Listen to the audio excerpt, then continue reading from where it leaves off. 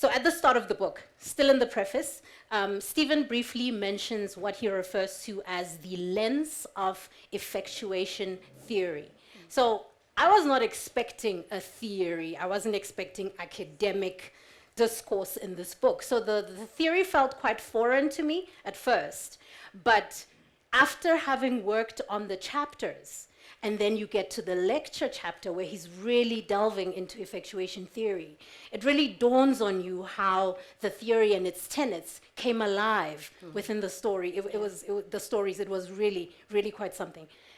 Steven, what is it about effectuation theory that made you so certain that it had to be in this book?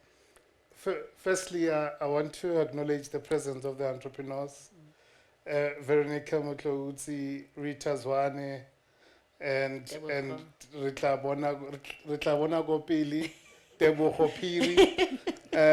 Thank you very much for being here. It's truly an honor, and really, the guys will hear your voice at some point, and they will understand exactly what this is about. And then it wouldn't be a Steven Zwane related book if it doesn't teach. Yes. I'm an educator and have been doing that for years. And one of the things that I needed to do was to take the story, maybe debunk some of the existing theories and find a theory that resonates with coming from the township.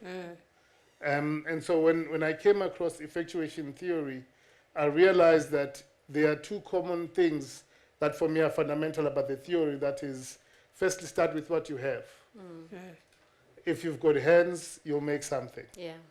That would be the bird in hand. That is the bird in hand principle. Yeah. And I think it becomes very important that a lot of people use what they have.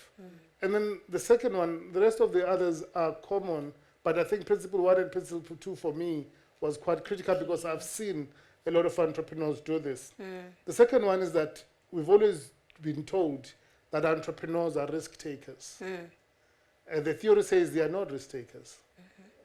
The theory says they calculate the risk they take. The third one says they use the money that they are willing to lose. That for me was very interesting. And when we were interviewing the entrepreneurs, understanding their respective stories, we realized that a lot of them started with that they had.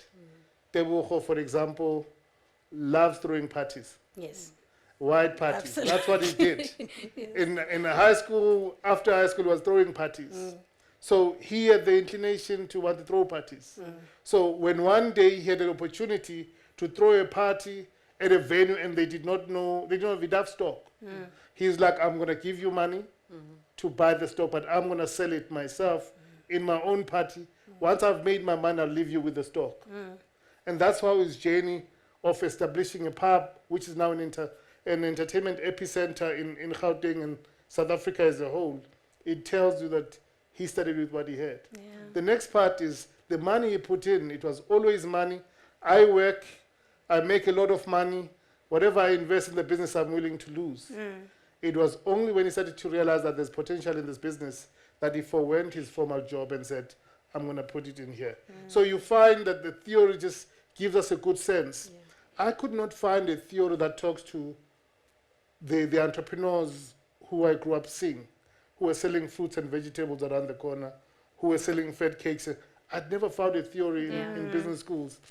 But this theory that was born out of an India-based professor when she was doing when she was doing a PhD, I could relate to the theory and I could infuse it in here. So for me, when you get the book, you read the story as it is, but when at the end, when we teach you about this theory, you'll then start connecting the dots. Why it's important for you to connect the dots? So that when you talk to someone who wants to become an entrepreneur, don't lie to them and say, you have to be unique. You have to take risk. No, you just have to start with what you have. If you can cook, cook. And I think that's really where the theory came from.